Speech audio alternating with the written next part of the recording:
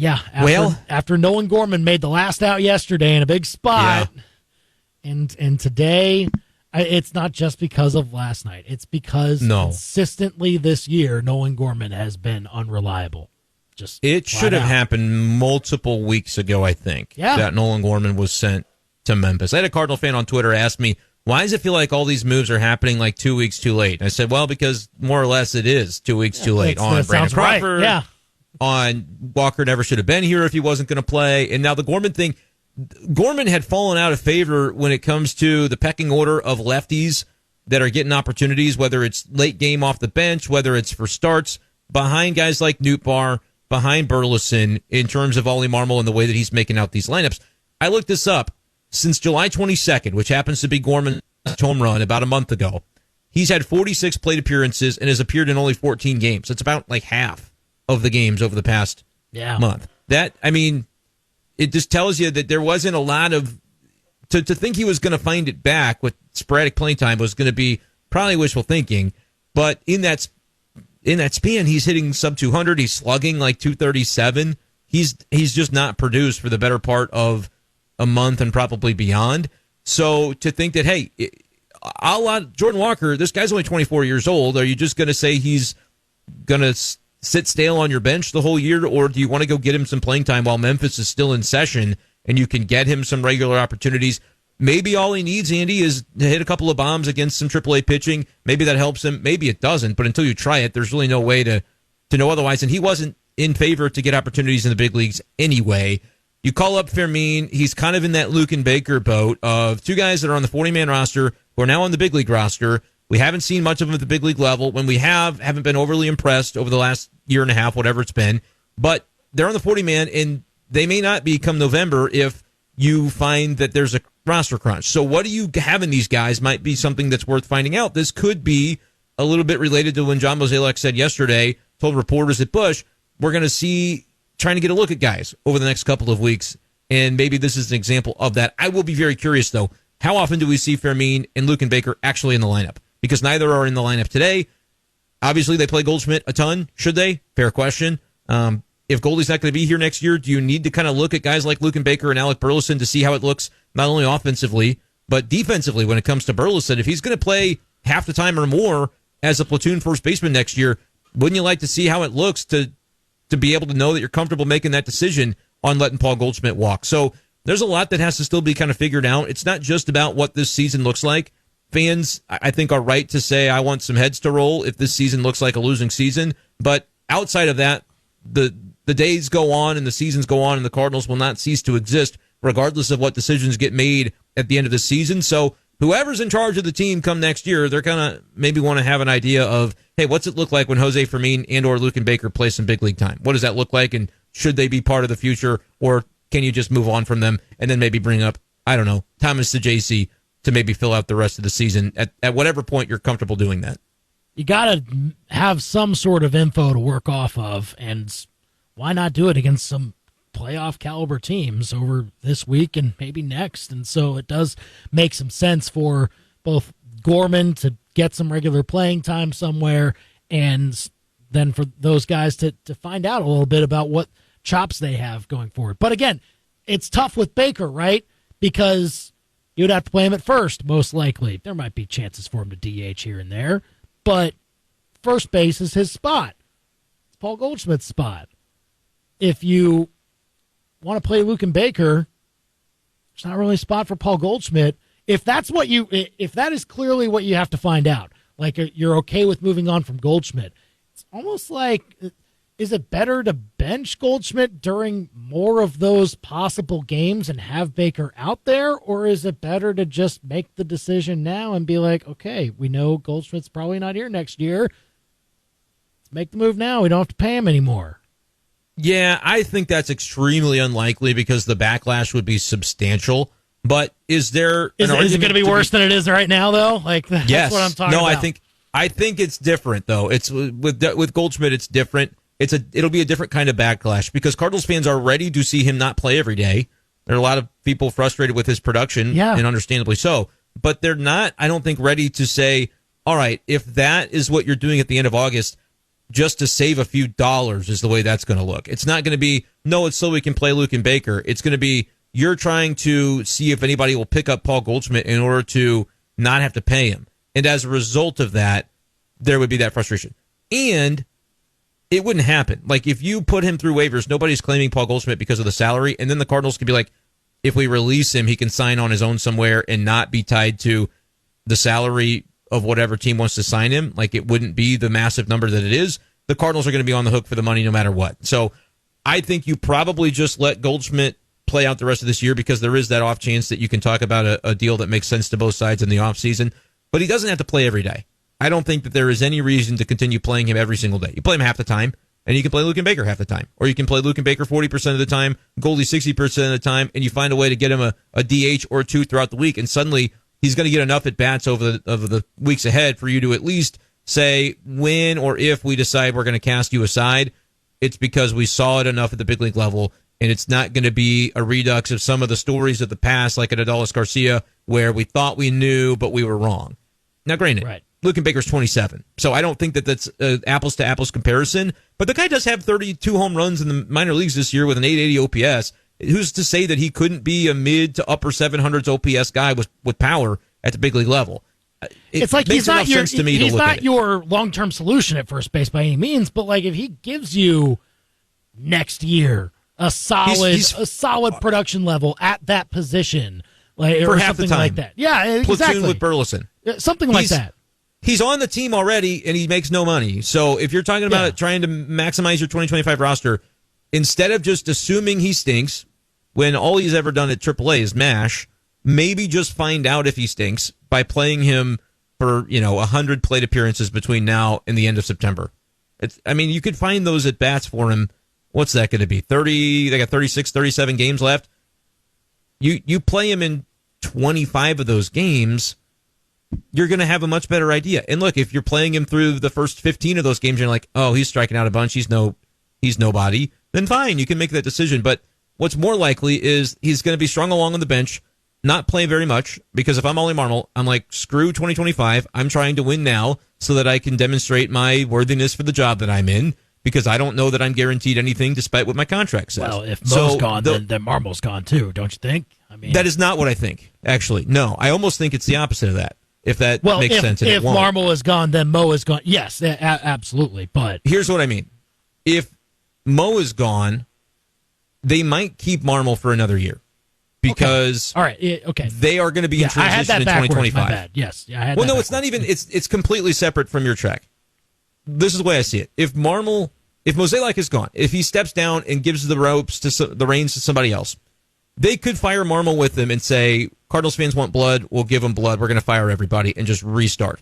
Or you could do kind of what the White Sox did with Pedro Grifol and say, we're not going to be that good in 2025 because we know we're lowering payroll because we're not getting the attendance we need. The TV contract is in flux. So as a result of that, we're just going to keep paying the manager that we're paying because it will cost us more money to hire his replacement. Yeah, like if it's a financial decision, you could have Mo step aside, but actually have Marmol stay and then be evaluated by the new president of baseball ops for a year. Cardinals fans won't love that, but I don't think it's an impossible scenario. Another scenario is Mo stays because his contract says that he will. Again, not after paying a new Pobo, pay the guy you're already paying, and have him do the job that he was paid to do through 2025.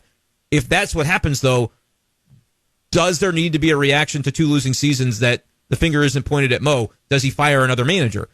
I almost think it's the opposite. Like, both could go, but if both stay, that's the only thing that Cardinals fans are going to be so out on it that just to have the optics, I don't know if you can do that. I just can't. There should be no logical reason that Marmol goes and Mo stays.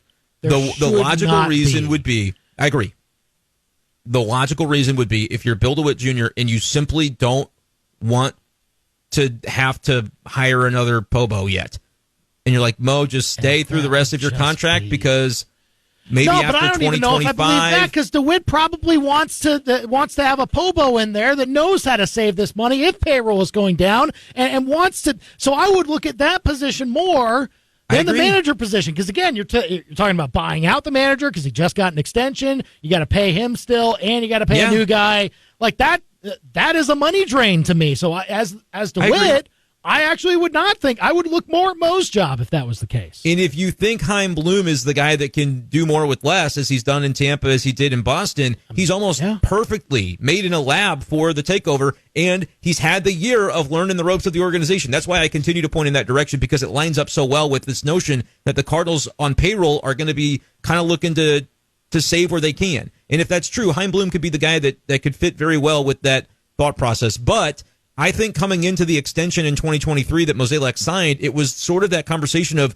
Mo being in a spot where, like, I don't know, I might like to do something else, but let me kind of see this through. We've got some projects, facilities projects that we're working on. Part of what he said in February of 23 was, I signed this contract because I've got to see through some of the things, not only the roster stuff, but things related to Jupiter. They were going to redo the entire complex. That's gotten stalled to the point that it hasn't even broken ground yet. Yeah. So I don't think that that's something that Mozeliak, even if he stays through 2025, is going to be able to see all the way through the way that they wanted. And if you're that close to it, you might as well let a new Pobo come in and have that guy have, or that gal have, the decision-making process over what their facility in Jupiter should look like. I mean, these are things that I think were relevant in February 2023, but it's different now. And does that change the decision-making process? But at the time, I think it was, I don't know that Mozeliak was eagerly like, yeah, I'm happiest as I've ever been in this job. He gets so much criticism. It wouldn't surprise me at this point if he is more than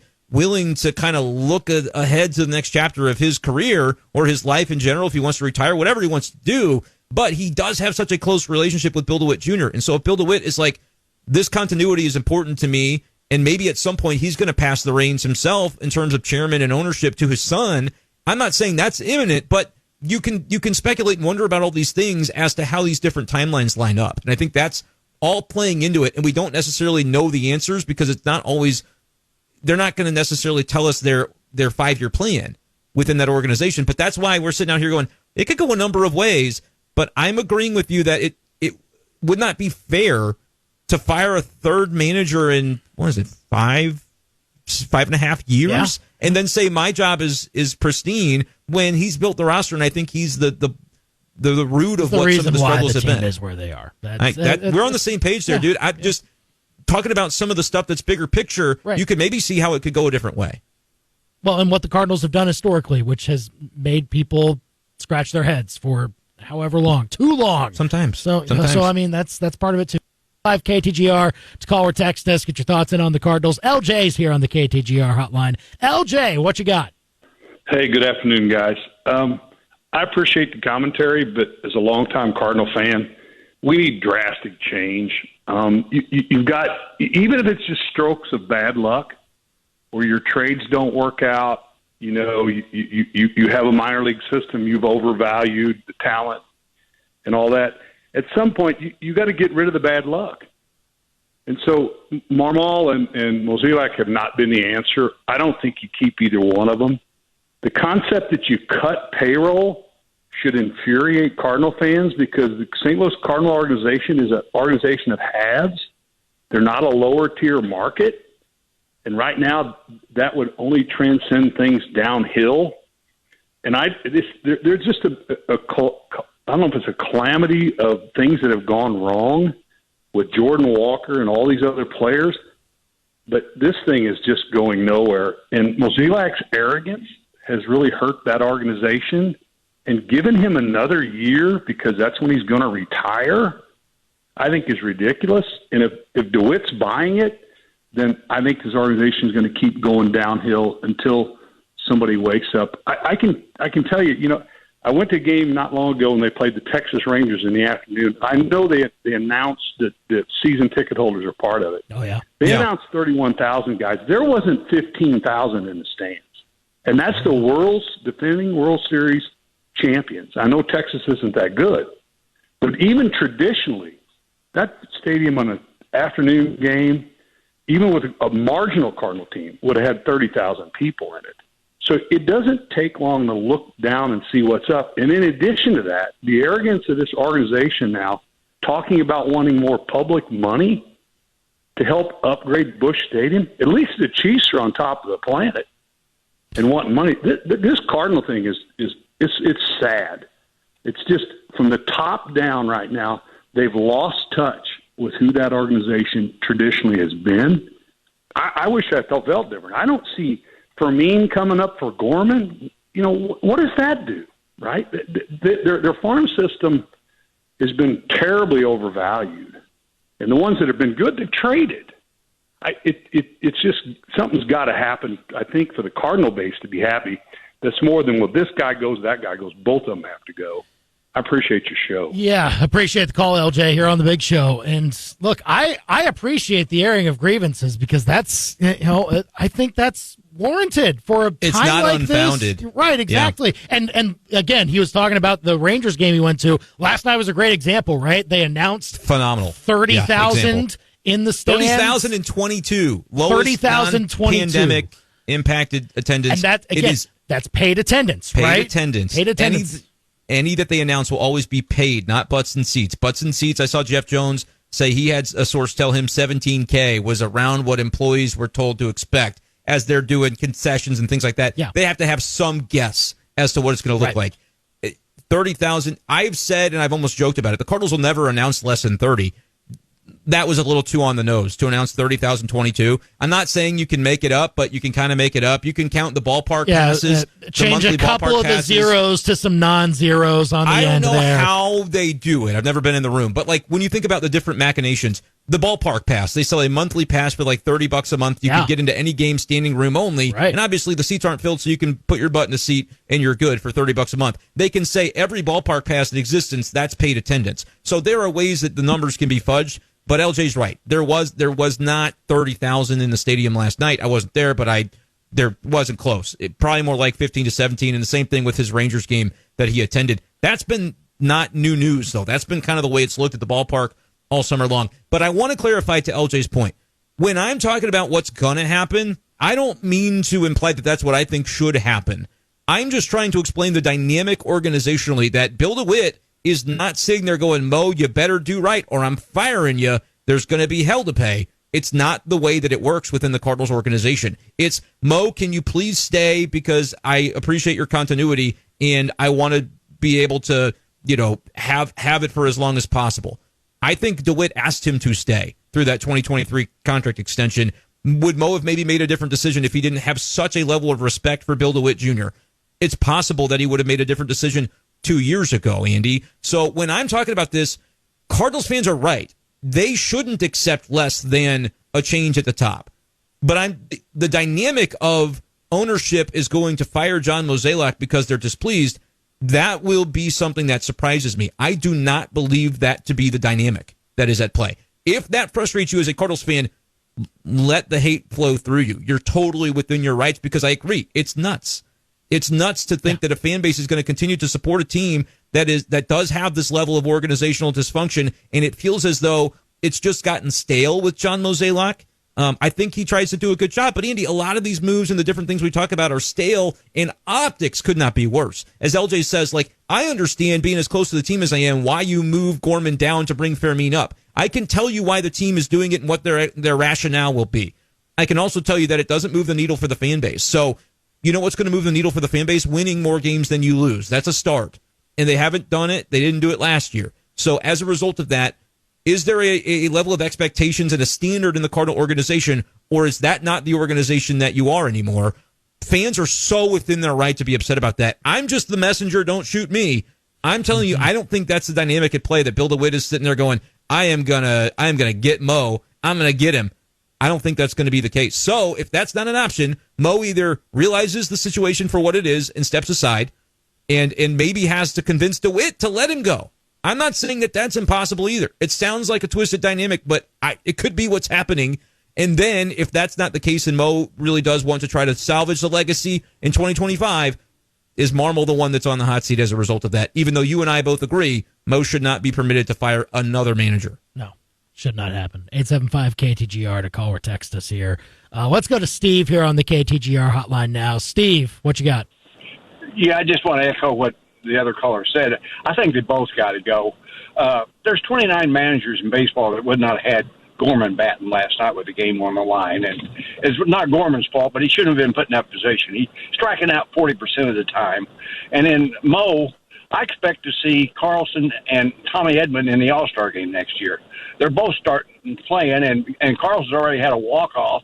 I mean, that deal's going to come back to bite us, too. And Mullen should have been gone a long time ago. The wrong guy left St. Louis when Mike Schilt left. Mozeliak should have left. Schilt's going to have a team in playoffs this year. We're not.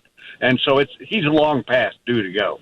That's the way I feel. Sure. Appreciate the call, Steve, here on the Big Show. I mean, specific to Gorman last night, that Devin Williams airbender is ridiculous. But you're right. We all knew, everybody knew he was going to swing over the top of it with the bases loaded. Well, look, I told my wife sitting on the couch, I said, low and away, strikeout, bases loaded. He's going to strike out, swing over the top of it. Yeah. She ignored me. It was a 96 down the middle, fouled back. And I said, honey, this is going to be the next pitch. He's now set up the airbender.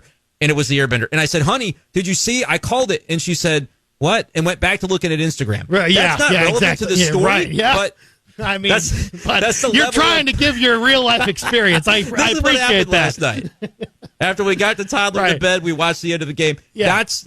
We knew Nolan Gorman was striking out. With all due respect to Nolan Gorman, he has not been in a good spot. And against that pitch, I could understand how there have been times where Ollie Marmol has said, remember the Brandon Crawford for Michael Ciani pinch hit at bat? And he said against that particular pitcher, I think it was Neris, said he would have had an arsenal that would have stayed low and away from the other lefty batters.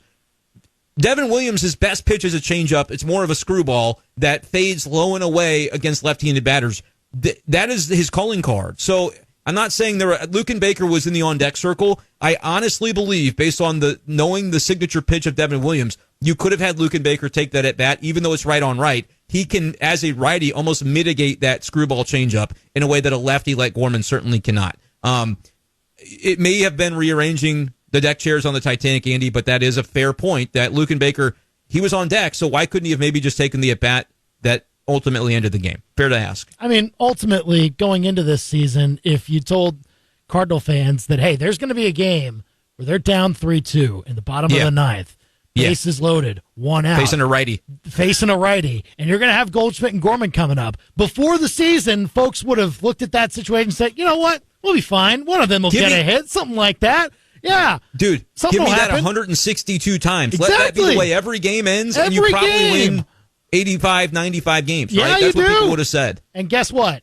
Like, this year, that number, with the way those two have played, it's looking more like 65, 70 games. You could have, and again, this is not a thing that you can actually do, but in your imaginary jurisdiction of legality, if you could have parlayed back-to-back strikeouts, the odds probably should have been astronomical, and yet people that have watched the team would have said, yeah, that kind of feels like what's about to happen here. Sure. And it did.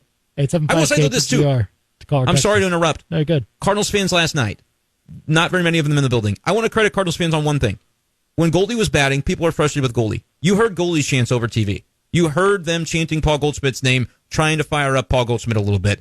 I respected that from Cardinals fans. I know that it was not a packed house. The ones that were there, kudos to you. Yes. Goldie is aces. Nobody should ever feel a personal vendetta against Paul Goldschmidt because he's struggling in a baseball game.